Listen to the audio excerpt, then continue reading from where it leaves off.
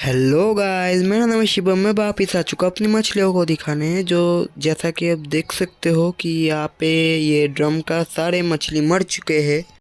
लेकिन मेरे पास था एक बैकयार्ड पॉन्ड। उसमें मैंने रखा था गप्पे मछलियों के बच्चे। लेकिन वो करीब एक साल में उनका मरना जीने का साइकिल चलने के बाद, सर्दी आने के बाद, ये आउटडोर में होने के कारण 95% मछलियाँ मर चुकी है इसमें।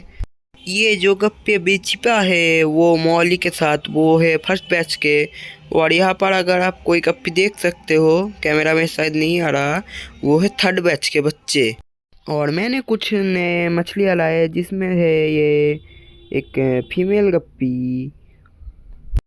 और मैंने 4 मॉलीज भी लाए हैं इसके साथ, जो कि पकड़ में नहीं आ रहे तो मैंने नहीं दिखाया।